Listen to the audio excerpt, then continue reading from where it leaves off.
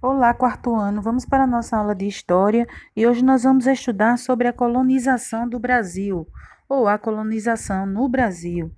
Entre 1500 e 1530, Portugal pouco avançava em relação a uma colonização efetiva do Brasil. A colonização através de expedições, de reconhecimento e extração de pau-brasil não foi suficiente para garantir aos portugueses a posse do território brasileiro, que convivia com diversas invasões estrangeiras, sobretudo de holandeses e franceses. Após as expedições guardas costeiras não darem certo, os portugueses entenderam que somente com o povoamento do Brasil essas terras estariam a salvo. Nesta aula, vamos analisar os dois métodos utilizados pelos portugueses para garantir a colonização no Brasil, que foi as capitanias hereditárias e o governo geral. Apesar dos portugueses terem chegado no Brasil em 1500, durante as décadas seguintes o território não foi prioridade. Os negócios estabelecidos com as Índias, sobretudo após conseguir navegar entre a Europa e a Ásia, contornando a África, tiveram a maior atenção por parte de Portugal. A estratégia escolhida pelo rei Dom João III, conjuntamente a seus conselheiros, foi a do povoamento, ou seja, povoar a terra, encher de pessoas. No entanto, essa seria uma tarefa de alto custo para Portugal, o que dificultaria a forma de incentivar a ida de portugueses para colonizar a região. Dessa maneira, decidiu-se por promover o povoamento do Brasil com a implantação de capitanias hereditárias.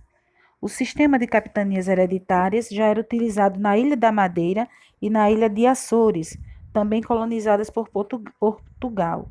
Dessa forma, o Brasil não seria um laboratório para testes, mas se utilizaria um sistema já existente e treinado. Um dado importante desse sistema era de que as capitanias eram particulares, ou seja, possuíam um dono que tinha uma série de responsabilidades com o rei de Portugal. Além disso, elas eram hereditárias, pois passavam de pais para filhos. Agora, os donatários recebiam duas cartas do rei de Portugal antes de vir para o Brasil. E para iniciar a jornada do Novo Mundo, que era a carta de doação e a carta foral, esses eram os documentos responsáveis por regular o sistema das capitanias hereditárias. O primeiro declarava a doação da capitania ao donatário e o segundo os direitos e deveres do donatário. Os direitos eram o seguinte: eles, eles teriam que cobrar impostos, escravizar os índios para trabalhar, doar terras através de sesmárias e explorar recursos naturais. E os deveres era pagar imposto à coroa, proteger e colonizar a terra, desenvolver as capitanias com recursos próprios e expandir a fé cristã. O governo geral.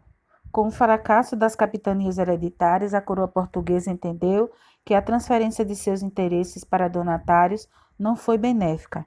Assim, pensou um novo modelo que fosse viável para ela mesma organizar e estruturar a ocupação do território brasileiro. Assim, no ano de 1548, decidiu pelo sistema do governo geral. A criação do governo geral tinha como objetivo centralizar a política e a administração da colônia. Em março de 1549, desembarcou na Bahia o governo geral, que era o principal administrador e braço direito do rei de Portugal, na colônia. Ele se chamava Tomé de Souza. Ele estava acompanhado de 3 auxiliares: o capitão Mor, que cuidava da defesa, o ouvidor Mor, que era responsável por promover a justiça, e o provedor Mor, que era encarregado da economia. Além desses funcionários de alto escalão, trouxe a ordenação real da construção da cidade de Salvador, que seria a capital do Brasil. Através desse mapa, nós podemos ver a cidade de Salvador. Ela foi construída em 2 níveis, devido ao relevo. Tem a cidade mais baixa, que fica próxima ao mar, onde ficam os armazéns, o porto e o comércio, e tem a cidade alta, onde fica a sede do governo e da Igreja Católica, onde ficava, né? Na época, porque agora o mapa e a característica da cidade de Salvador mudou bastante.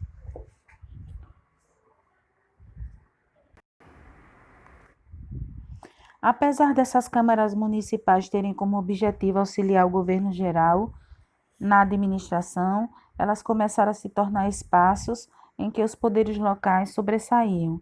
Assim, os homens bons estavam mais concentrados em fazer valer o seu poder sobre um grupo de pessoas da sua região do que garantiu a administração geral mais justa. As principais funções dos governadores gerais eram decidir e cobrar os impostos locais, gerenciar os gastos e rendas da administração local, promover a justiça, desenvolver a cidade com a criação de ruas, estradas, prédios, entre outros, regulamentar o comércio e conservar as regiões e manter a cidade ou vila limpa. Mas qual era a importância da Igreja Católica? Como já analisamos, o catolicismo era a religião oficial do governo português, e com isso a Igreja Católica, através da ordem religiosa jesuíta, ela foi de grande importância para a colonização, sobretudo no contato com os grupos indígenas. Os jesuítas, eles criaram grandes escolas e missões de catequização dos indígenas, nos quais difundiam os hábitos europeus de trabalho e comportamento.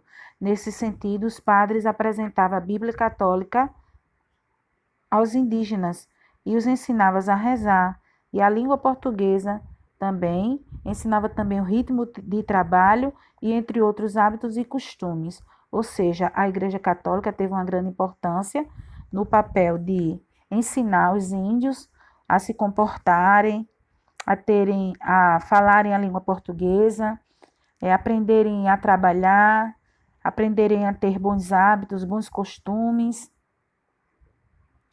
Essa foi a responsabilidade dos jesuítas na colonização do Brasil. E agora, para finalizar, vamos marcar as páginas 9 e 10 do nosso livro e responder com muita atenção. Até a próxima aula.